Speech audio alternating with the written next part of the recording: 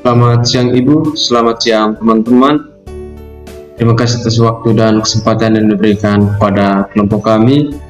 Pada kesempatan ini kami akan mempresentasikan hasil kerja kelompok kami, yaitu pada pokok pembahasan sistem peredaran darah.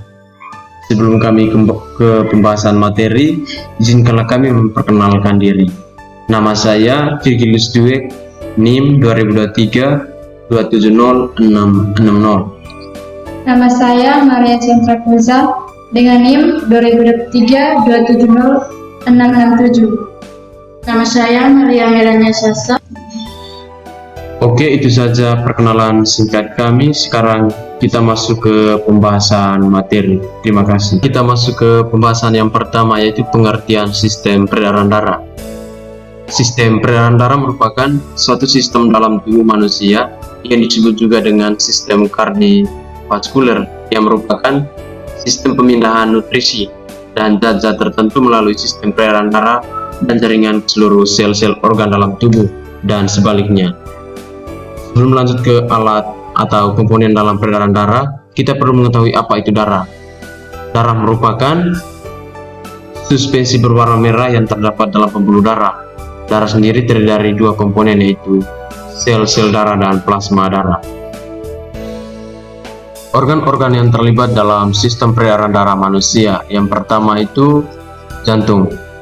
Jantung merupakan bagian tubuh manusia yang terletak dalam rongga dada sebelah kiri di atas diafragma. Jantung sendiri memiliki fungsi sebagai alat pompa darah. Jantung mempunyai 4 ruang yang terbagi sempurna, yaitu 2 serambi antrium dan 2 bilik atau ventrikel. Jantung sendiri terbungkus oleh perikardium, yaitu terdiri dari 2 lembar, yaitu lamina panistalis dan di sebelah luar, dan lamina visceralis yang menempel pada dinding jantung. Selain itu, jantung juga memiliki 2 katup, yaitu katup antiventrikuler, yaitu valvula biscupidalis, yang terdapat di antara serambi dan bilik jantung. Fungsinya mencegah aliran darah dari bilik ke serambi selama sistole atau penguncupan jantung akibat kontraksi otot jantung. Satu lagi adalah katup semilunaris atau katup aorta dan pulmonalis, bentuk seperti bulan sabit yang fungsinya mencegah aliran balik dari aorta dan arteri pulmonalis kiri ke bilik selama diastole atau pengenduran otot jantung waktu pengisian kembali jantung oleh darah. Yang kedua, pembuluh darah. Selain jantung untuk memompa darah, diperlukan juga pembuluh darah untuk mengedarkan darah ke seluruh tubuh. Ada 3 macam pembuluh darah, yaitu arteri, vena, dan kapiler. Pertama, pembuluh nadi atau arteri, pembuluh darah yang membawa darah ke seluruh jantung atau arahnya meninggalkan jantung, yang disebut dengan pembuluh darah nadi atau arteri. Arteri yang mengandung darah kaya akan oksigen untuk mengedarkan darah ke seluruh tubuh. Pembuluh darah disebut juga nadi besar atau aorta. Aorta ini membentuk cabang-cabang lebih kecil dan ujung-ujungnya berhubungan langsung dengan sel-sel tubuh. Cabang-cabang inilah yang disebut kapiler. Yang kedua, pembuluh balik atau vena. Pembuluh darah yang membawa darah ke jantung disebut dengan pembuluh darah vena atau pembuluh balik. Pembuluh balik tubuh berukuran besar terdiri dari pembuluh balik atas atau vena cava superior dan pembuluh balik bawah atau vena cava inferior. Pembuluh balik atas membawa darah dari tubuh bagian atas, misalnya kepala dan lengan. Pembuluh balik bawah membawa darah dari tubuh bagian bawah. 2 pembuluh vena, cava superior dan inferior, bermuara ke serambi kanan jantung atau atrium kanan, membawa darah kayak karbon dioksida. Sedangkan vena pulmonalis merupakan vena yang membawa aliran darah mengandung oksigen dari paru-paru menuju ke jantung bagian serambi atau atrium kiri jantung. Vena merupakan pembuluh berdinding lebih tipis, kurang elastis, dan lubang pembuluh lebih besar daripada arteri.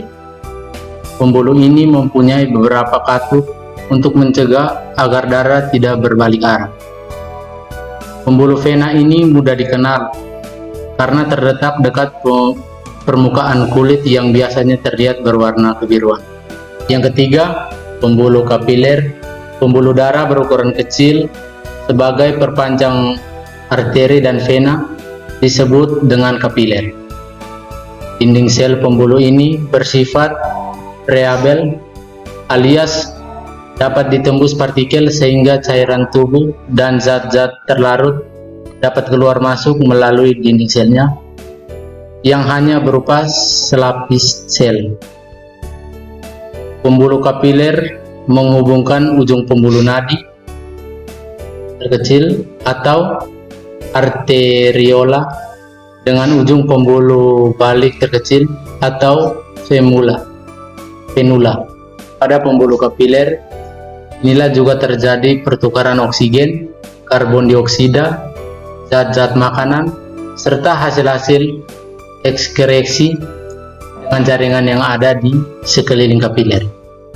Meskipun ukuran arteriol dan kapiler lebih kecil dibandingkan dengan arteri dan vena, tetapi jumlah volume dan secara keseluruhan lebih besar di arterio dan kapiler. Volume darah di dalam kapiler 800 kali volume darah di dalam arteri dan vena. Yang kedua, macam-macam sistem peredaran darah. Arteri, vena, dan kapiler bekerja sama mengedarkan darah.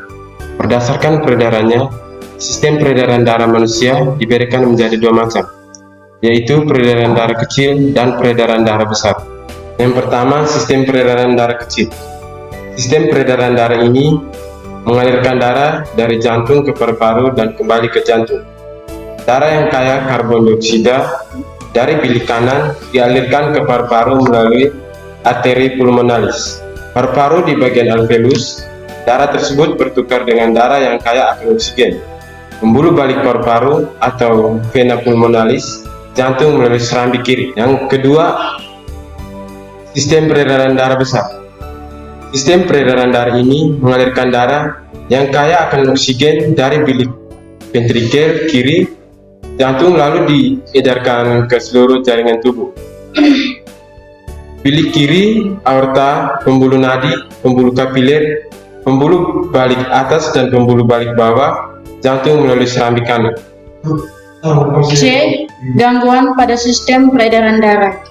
Yang pertama, tekanan darah tinggi atau hipertensi. Hipertensi atau tekanan darah tinggi adalah salah satu gangguan pada sistem peredaran darah yang paling umum terjadi. Kondisi ini seringkali tidak bergejala, tetapi jika muncul, gejalanya bisa berupa sakit kepala, mimisan, dan sesak napas.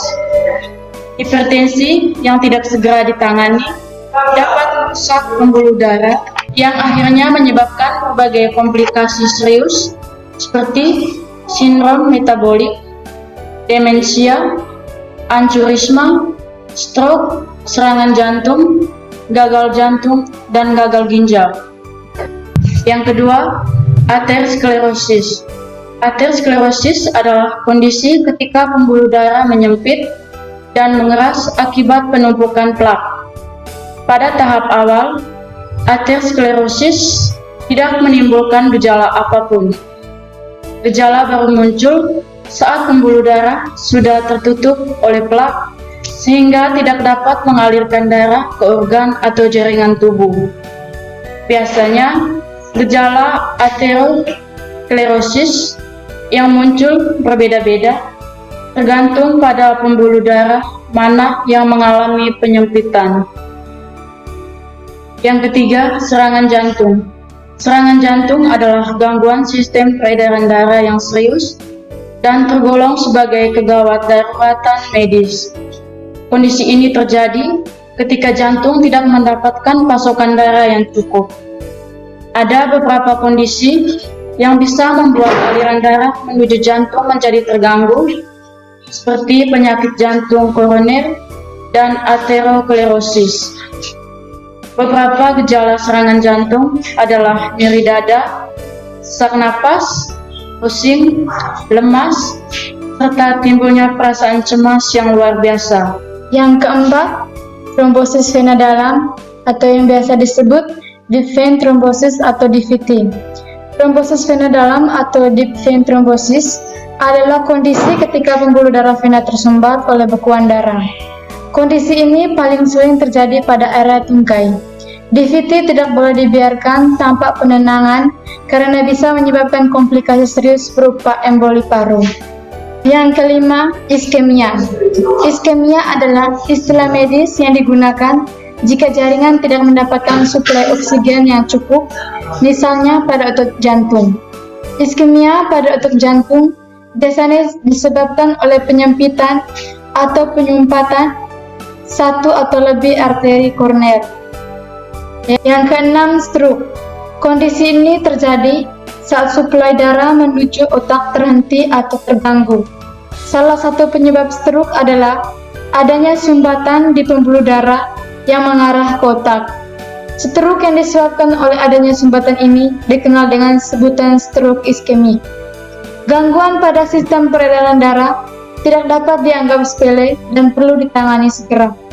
Untuk mencegah terjadinya gangguan pada sistem peredaran darah, kita dianjurkan menjalani pola hidup sehat seperti yang pertama, rutin berolahraga, kedua, mengonsumsi makanan bergizi seimbang, ketiga, membatasi asupan garam, keempat, tidak merokok, dan yang kelima adalah tidak mengonsumsi minuman beralkohol. Jadi baik, itu saja presentasi materi dari kami. Sekian dan terima kasih.